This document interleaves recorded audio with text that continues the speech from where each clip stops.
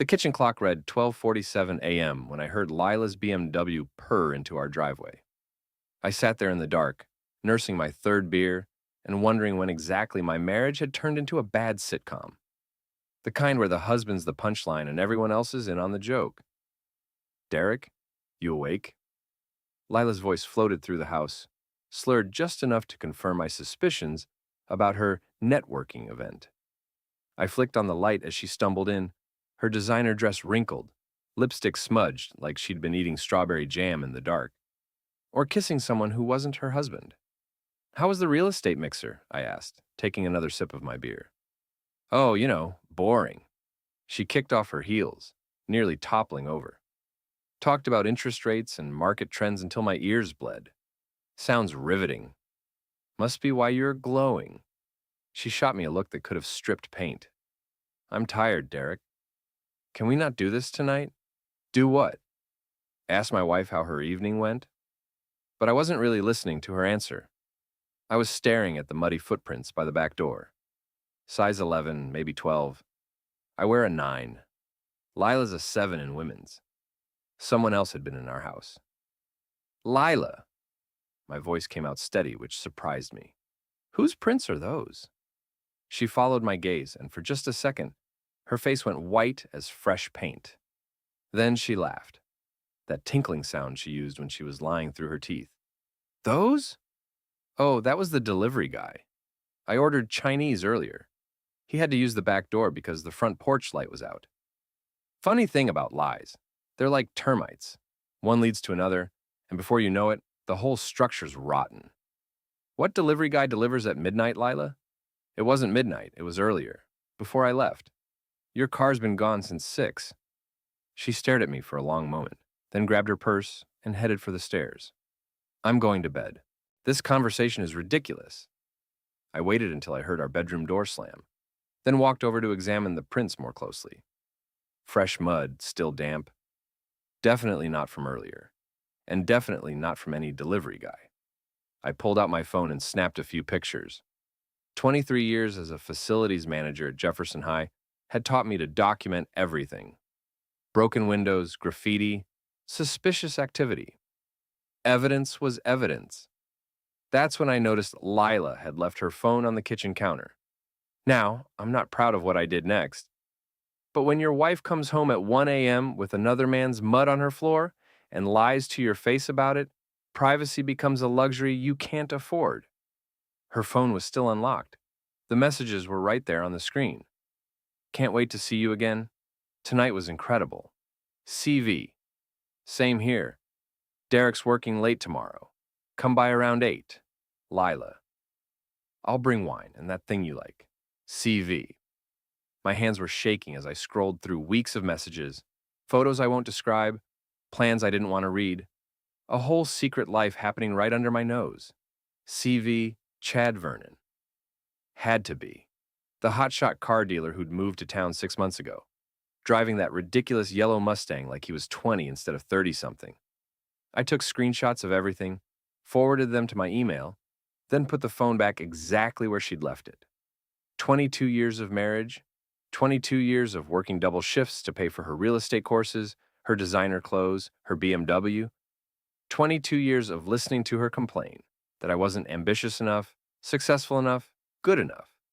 Apparently, she'd found someone who was. I finished my beer and headed upstairs. Lila was already asleep, or pretending to be. I lay there in the dark, staring at the ceiling, planning. Because here's the thing about being underestimated your whole life. People assume you're stupid. They get careless. They leave muddy footprints and unlocked phones and think you'll never piece it together. They're usually right, but not this time. I woke up to the sound of breaking glass. Derek! Derek, get down here! Someone broke in! Lila's voice was high and panicked, but something about it felt wrong, like an actor who'd rehearsed their lines but couldn't quite sell the emotion. I found her in the living room, standing amid a disaster zone. The TV was smashed, picture frames scattered across the floor, couch cushions thrown everywhere. Her jewelry box sat open and empty on the coffee table. Oh my God, Derek, they took everything. My grandmother's ring, the diamond earrings you got me for our anniversary, everything. She was crying, mascara running down her cheeks in perfect black streams. If I didn't know better, I'd have believed her. When did this happen? I asked, pulling on my jacket. I don't know. I came down to make coffee and found it like this. What are we going to do? Call 911. Already did. They're on their way. She wrapped her arms around herself, shivering. Derek, what if they come back? What if they were watching us? I walked around the room, taking in the scene. The broken TV was expensive, but they'd left the Blu-ray player sitting right next to it. The laptop on the kitchen counter was untouched. Lila's purse, with her credit cards and cash, sat undisturbed by the front door, but her jewelry was gone, all of it. This is weird, I said. Weird? Someone violated our home, Derek. They stole my jewelry. How is that weird? They left the laptop, left your purse, broke the TV but didn't take the player. What kind of burglar does that? She stared at me like I'd grown a second head. The desperate kind? The stupid kind? How should I know? The police arrived 10 minutes later. Detective Ray Noland, a guy I'd known since high school. He'd put on weight and lost most of his hair, but his eyes were still sharp. Morning, Derek. Lila. Hell of a mess you got here. Lila launched into her story, gesturing wildly at the destruction. Ray took notes, nodding sympathetically, but I caught him glancing at me, eyebrows raised slightly. Any idea who might have done this? He asked. Lila hesitated for just a second, then, actually, yes. I think it was Marty. My blood went cold. What? Marty Sullivan, Derek's friend from work. He's been acting strange lately, asking about our schedules when we're home. And he has a key. Ray looked at me. That true? I gave him a spare key years ago for emergencies, but Marty wouldn't. He's been drinking heavily, Lila continued. Derek's told me. And yesterday he asked me for money. When I said no, he got angry. Every word was a lie, delivered with Oscar-worthy conviction. Marty had been sober for 3 years. He'd never asked Lila for anything. And he sure as hell wouldn't trash our house. But I could see Ray considering it. Marty had a record from his drinking days. Nothing violent, just stupid stuff. Bar fights and public intoxication. Still, it would be easy to believe. I'll need to talk to him, Ray said. There's something else you should see first, I said. Both of them stared at me. We have a security system, cameras, motion sensors, everything's recorded. Lila's face went white. What? Since when? Since last month. I installed it while you were at that conference in Portland. Figured it was a good investment with all the break-ins in the area. That was a lie.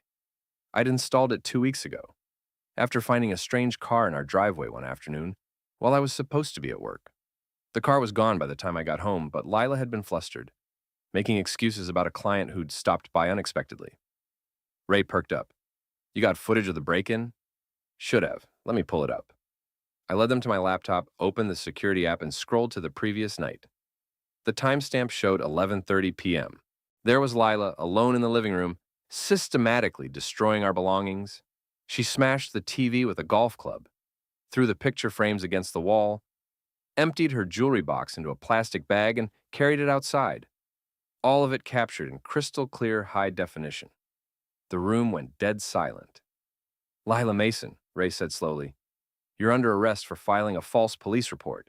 She exploded. This is fake. Derek doctored this video. He's been abusing me for months, and now he's trying to frame me. You can't believe this.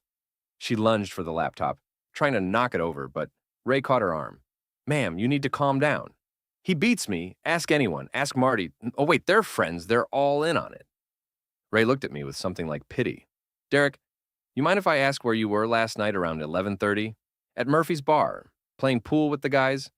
Tom Bradley was there, Mike Chen, probably 6 or 7 other people. We were there until closing. I'll need to verify that. Of course. As Ray cuffed Lila, she kept screaming about abuse, about conspiracy, about how I'd manipulated the video.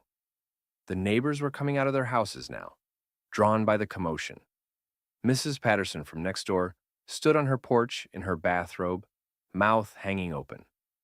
The Johnsons across the street were filming with their phones. Perfect. This isn't over, Derek, Lila shouted as Ray put her in the patrol car. Everyone's going to know what you really are. I watched the car disappear around the corner, then turned to survey the damage to our living room. Our former living room, I should say. Because looking at the broken glass and scattered furniture, I realized something important. This was just the beginning. Lila made bail by noon. I was replacing the living room TV when she walked through the front door like she owned the place, which technically she still did. Maine's a community property state. We need to talk, she said. Do we? She'd changed clothes, fixed her makeup, pulled herself together. The hysterical woman from this morning was gone, replaced by the polished real estate professional who could sell ice to Eskimos. This whole thing got out of hand. I was scared, Derek. I thought someone really had broken in. I must have been sleepwalking or something. You know how I get when I'm stressed. I kept unpacking the new TV. Sleepwalking, right? The charges will be dropped. Ray's an old friend of the family. He understands these things happen. What about Marty? What about him? You tried to frame him for a felony, Lila. My best friend. She waved her hand dismissively. I was confused, traumatized. People say things when they're upset. I finally looked at her, really looked at her. The woman I'd married 22 years ago had been beautiful, but more than that, she'd been kind, funny, real. This person standing in my living room was a stranger wearing my wife's face. Who's CV? I asked. She didn't even flinch. What? CV, from your phone, the one you left on the kitchen counter last night. Now she flinched. You went through my phone? It was unlocked. The messages were right there. Those are work messages, Derek. Client communications. Chad Vernon's looking for a house. Is that what they're calling it now? Her mask slipped for just a second, and I saw something cold and calculating underneath. Then she smiled, the same smile she used on difficult clients. You're being paranoid, and honestly, it's not attractive. She walked upstairs, leaving me alone with the broken furniture and the smell of her perfume. I finished setting up the TV, then drove to Jefferson High. Even though it was Saturday, I had keys to everything. Perks of being the facilities manager. The school was empty, echoing with that particular silence of abandoned buildings. I made my way to my office in the basement, a cramped space filled with maintenance schedules and repair orders, and a police scanner I'd bought years ago to monitor emergency calls that might affect the school. I turned it on and settled in to listen. Within an hour, I'd learned that Monica Price, Lila's best friend and fellow real estate agent, had been making calls all morning. Calls to the local newspaper, calls to other agents, calls to anyone who'd listen. The story she was spreading wasn't pretty. According to Monica, I was an abusive husband who'd been terrorizing Lila for months. I'd installed secret cameras to spy on her. I'd manipulated the footage to make her look guilty. I was dangerous, unstable, possibly violent. The false police report? Just a desperate woman trying to protect herself from her psychotic husband. By evening, my phone was buzzing with messages from people I'd known for years. Some supportive, some concerned, some clearly suspicious. Tom Bradley called around 8. Derek, man, what the hell's going on? Monica Price is telling everyone you beat Lila. Monica Price is a liar. Yeah, but she's got details. Says you threatened to kill Lila if she ever left you. Says you've been stalking her clients, scaring them away from doing business with her. All lies. I believe you, but Derek, you need to do something about this. People are talking. People were talking. In a town of 8,000, that was basically a death sentence. I hung up and sat in the dark for a while thinking. Lila and her friends were playing a game I'd never learned the rules to. They had weapons I didn't understand. Social media, gossip networks, the ability to make people believe whatever they wanted them to believe. But I had something they didn't. I had the truth, and I had 23 years of being underestimated. I picked up my phone and scrolled through my contacts until I found the number I wanted. Danny Morrison, a private investigator I'd met through work. He'd done background checks on potential employees, helped track down vandals who'd been targeting the school. Danny, it's Derek Mason. I need a favor. Derek, hey, what's up? I need you to follow someone. Get pictures, video, whatever you can. And I need you to be discreet. Who's the target? My wife. There was a pause. Derek, I don't do divorce work. Too messy. This isn't about divorce. This is about survival. Another pause. What's she done? I told him everything. The fake break-in, the frame job, the smear campaign, the messages on her phone, the mystery man's footprints, the lies she was spreading around town. Jesus, Danny said when I finished. She's really going for your throat. Can you help me? Yeah, I can help you. But Derek, if I find what I think I'm going to find, you need to be prepared. This could get ugly. It's already ugly. It can get uglier.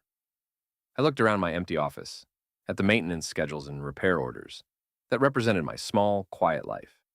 The life Lila was systematically destroying. Do it, I said. I'll start tomorrow. After I hung up, I sat there for another hour, listening to the scanner chatter about fender benders and noise complaints. Normal problems for normal people living normal lives. I envied them. Danny called 3 days later with news that didn't surprise me, but still hit like a punch to the gut. Your wife's having an affair, he said without preamble. Guy named Chad Vernon. Drives a yellow Mustang, owns a car lot on Route 1. They've been meeting at the Seaside Motel every Tuesday and Thursday for the past 2 months. I was in my office at school, supposedly reviewing supply orders. Really, I was hiding from the whispers that followed me everywhere now. You got pictures? Video. High definition. Your wife's not exactly discreet. Send them to me. Derek, you sure about this? Once you see it, you can't unsee it. Send them. The files arrived in my email 10 minutes later. I didn't watch them. Didn't need to. The thumbnails told me everything I needed to know. 22 years of marriage, reduced to evidence in a divorce case I hadn't even filed yet. There's more, Danny said. This Chad Vernon character's got a history. 3 previous relationships that ended badly. 2 restraining orders, both dropped when he left town. Guy's a predator. What kind of predator? The kind that targets married women with money. Romances them, gets them to leave their husbands, then cleans out their bank accounts and disappears. I felt something cold settle in my stomach. Lila doesn't know. Doubt it. She thinks she's found Prince Charming. Meanwhile, he's probably already planning his exit strategy.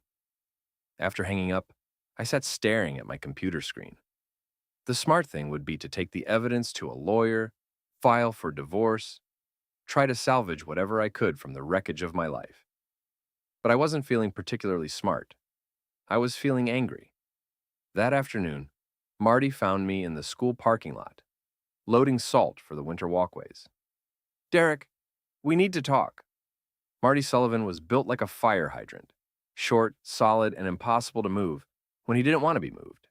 He'd been my best friend since high school, the best man at my wedding, the guy who'd talked me through every crisis of the past 20 years. What's up? Monica Price came to see me yesterday at my house. I stopped loading salt. What did she want? She wanted me to confirm her story. About you being abusive? About Lila being scared? What did you tell her? Marty's face was grim. I told her to get the hell off my property before I called the cops. But Derek, she's not giving up. She's got Amber Chen backing her up now, and that woman's got the biggest mouth in 3 counties. Amber Chen worked at the real estate office with Lila and Monica. She was also married to Mike Chen, one of my poker buddies. What's Amber saying? That Lila showed up to work with bruises on her arms, that she was scared to go home, that you've been calling the office, threatening her. Every word was a lie, but I could see how it would play. The scary janitor terrorizing his successful wife. The blue-collar loser who couldn't handle his woman's success. Marty, I never laid a hand on her. You know that. I know. But half the town doesn't. And the other half's starting to wonder. We finished loading the salt in silence. Then Marty said, "What are you going to do?" I don't know yet. Well, figure it out fast, because this is getting worse every day. That evening, I drove past the Seaside Motel. Chad Vernon's yellow Mustang was parked in front of room 12. I didn't stop, didn't slow down, just noted the time and kept driving. At home, I found Lila in the kitchen, making dinner like nothing had happened. Like she hadn't spent the day destroying my reputation while screwing another man. How was work? She asked without looking up. Fine. You? Busy.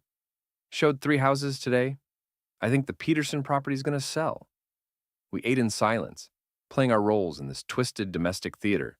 The wronged husband and the cheating wife, pretending everything was normal. After dinner, I helped with the dishes.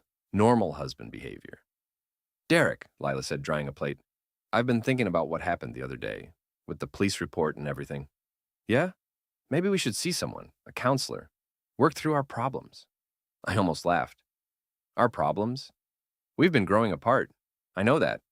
And maybe I've been unfair to you, but we can fix this. She moved closer, put her hand on my arm, the same hand that had been all over Chad Vernon 2 hours ago. I love you, Derek. I know I don't always show it, but I do. Looking into her eyes, I realized something that chilled me more than her lies, or her affair, or her attempts to destroy my life. She actually believed what she was saying. In her mind, she was the victim. I was the problem. And if she could just manipulate me back into line, everything would be perfect. I love you too, I said. She smiled and kissed my cheek. We're going to be okay. After she went to bed, I sat in my workshop in the basement, surrounded by tools and half-finished projects. This was my space, the one place in the house that was entirely mine. I pulled out my laptop and opened the files Danny had sent me. Then, I started planning. The showdown came on a Thursday night at Murphy's bar. I'd been avoiding my usual haunts for a week, tired of the stares and whispers. But hiding wasn't solving anything, and I needed to know where I stood with the people I'd considered friends. Murphy's was crowded for a weeknight. The usual crowd of teachers, mechanics, and retirees, nursing beers and complaints about the weather. I found Tom Bradley and Mike Chen at our regular table in the back. Derek! Tom waved me over. Good to see you, man. How you holding up? Mike was less enthusiastic. He nodded, but didn't quite meet my eyes. I ordered a beer and sat down. Not bad. You guys? Can't complain. Tom glanced around the bar. Listen, Derek, about what people are saying. What are people saying? Mike shifted uncomfortably. Come on, man, you know. I know my wife filed a false police report and got arrested for it. I know she's been spreading lies about me to cover her own ass. What else should I know? Amber says Lila's scared, Mike said quietly. Says you've been acting strange, paranoid, following her around. Amber's lying. Why would she lie? Before I could answer, the bar went quiet. I turned to see Monica Price walking in with 3 other women from the real estate office. They took a table near the front, talking loudly enough for everyone to hear. Poor Lila, Monica was saying. 22 years of marriage, and she's just now realizing what he's really like. I heard he installed spy cameras, one of the other women said, without telling her. That's just the beginning. Amber says he's been going through her phone, her computer, everything. Total control freak. I stood up. Derek, Tom said, don't. But I was already walking toward their table. Monica, I said, ladies. The conversation stopped. Monica looked up at me with fake concern. Derek, how are you holding up? I'm fine, thanks for asking. I couldn't help but overhear you talking about my wife. We're just worried about her. She's been through so much. Has she? What exactly has she been through? Monica's eyes hardened. You know what she's been through. Actually, I don't. Why don't you tell me? The bar was dead silent now. Everyone was watching, waiting to see what would happen. Derek, Monica said carefully, maybe this isn't the place. No, this is perfect. You've been telling everyone in town that I'm abusive, that I beat my wife, that I'm dangerous. Here's your chance to say it to my face. She glanced around nervously. I never said you beat her. What did you say? I said she was scared. I said you were controlling. Controlling how? The cameras, Derek, the spying, going through her personal things. You mean the security system I installed in my own house? The one that caught her staging a fake break-in? She was confused, traumatized. By what? Monica stood up, her face flushed. By you. By living with a man who watches her every move, who doesn't trust her, who makes her feel like a prisoner in her own home. Is that what she told you? She didn't have to tell me anything. I can see it for myself. I pulled out my phone and opened the video file Danny had sent me. High-definition footage of Lila and Chad Vernon in the motel room. Can you see this? Monica glanced at the screen and went white. That's my wife, I said loudly enough for the whole bar to hear. Taken 3 days ago at the Seaside Motel. With Chad Vernon. They've been meeting there twice a week for 2 months. The silence in the bar was deafening. She's not scared of me, Monica. She's cheating on me. And you've been helping her cover it up by spreading lies about domestic abuse. Monica grabbed for my phone. That's fake. You doctored that video. I pulled it back, just like I doctored the security footage of her trashing our living room. You're sick, she hissed. You're a sick, paranoid man, and Lila deserves better. Maybe she does. But she doesn't deserve to destroy my reputation with lies while she's screwing around behind my back. Monica looked around the bar, realizing that the crowd wasn't on her side anymore. This isn't over, she said. Yes, it is. She and her friends left, pushing past me without another word. I turned back to find the entire bar staring at me. Tom and Mike were at my elbow. Jesus, Derek, Tom said. Is that real? Unfortunately. Mike looked sick. Amber's been lying to me. She said Lila had bruises. Lila's never had a bruise in her life. At least not from me. I finished my beer in silence, then headed for the door. But before I left, I turned back to address the room. I know what you've all been hearing about me, and I know some of you believed it. That's okay. I probably would have too. But now you know the truth. My wife's been cheating on me and lying about it. Her friends have been helping her, and I'm done being the victim. I walked out into the cold October night, feeling lighter than I had in weeks. The truth was finally out. Now came the hard part. The divorce papers were served on a Friday morning, while Lila was showing a house to potential buyers. I wasn't there to see it, but Monica called me screaming about it 20 minutes later. You bastard! You couldn't even have the decency to tell her yourself. Tell her what? That you were filing for divorce? Why would I tell her that? So she could hide assets, transfer money, disappear with her boyfriend? Chad's not her boyfriend. They're just friends. Monica, I have video of them having sex, multiple times, in multiple positions. They're not discussing real estate. She hung up on me. Lila came home that evening like a hurricane, slamming doors and throwing things. 22 years, she screamed. 22 years of marriage, and you file divorce papers without even talking to me? I was in the kitchen making dinner. Staying calm seemed to infuriate her more. What was there to talk about? We could have worked this out. Gone to counseling. Saved our marriage. Hard to save a marriage when one person's already moved on. She stopped throwing things. What's that supposed to mean? I turned to face her. It means I know about Chad Vernon. I know about the motel. I know about all of it. For a moment, she looked genuinely shocked. Then, the mask came back. I don't know what you think you know. I know you've been screwing him twice a week for 2 months. I know he's a con artist who targets married women. I know he's done this before in at least 2 other towns. She stared at me. You're lying? Am I? When's the last time you talked to him? Yesterday.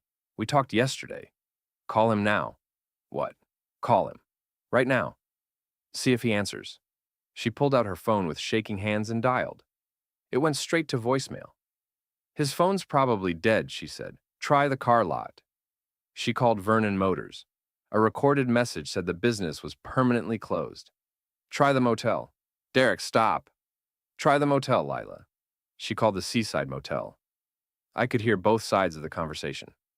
Room 12? No, ma'am, that guest checked out 3 days ago. Paid his bill and left. Didn't leave a forwarding address. Lila hung up, her face white. He's probably maybe he had a family emergency. I pulled out my laptop and showed her the research Danny had done.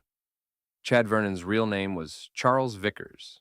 He'd pulled the same scam in Portland 2 years ago and Bar Harbor before that. Romanced married women, convinced them to leave their husbands, then disappeared with whatever money he could steal. The woman in Portland lost her house, I said. The one in Bar Harbor lost her business. What were you planning to give him, Lila? She was crying now, mascara running down her cheeks. But I felt no sympathy. Not anymore. I loved him, she whispered. No, you didn't. You loved the idea of him, the excitement, the fantasy that you could have a different life. He said he loved me. He said that to all of them. She collapsed into a chair, sobbing. For a moment, she looked like the woman I'd married. Vulnerable. Human. Then she looked up at me with pure hatred. This is your fault, she said. How is this my fault? If you'd been a better husband, I never would have looked elsewhere. If you'd paid attention to me, made me feel special, none of this would have happened. And there it was, even caught red-handed, even abandoned by her lover, even facing divorce and public humiliation.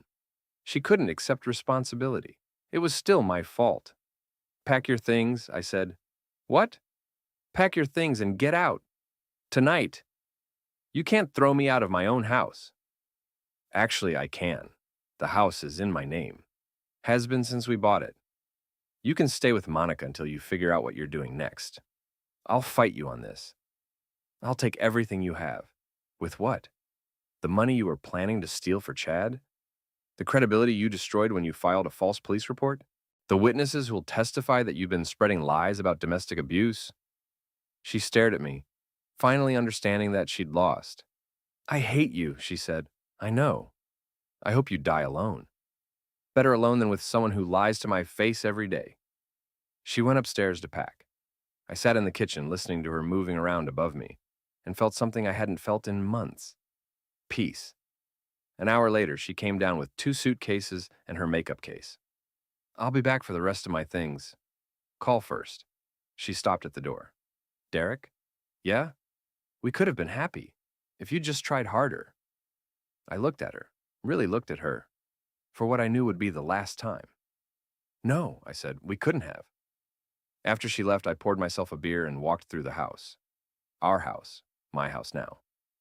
In the living room, I noticed something I'd missed before, a small hole in the wall where she'd thrown one of the picture frames during her fake break-in. I went to my toolbox, got some spackle and a putty knife, and filled the hole. Then I sat back and admired my work. Perfect. Like it had never been there at all.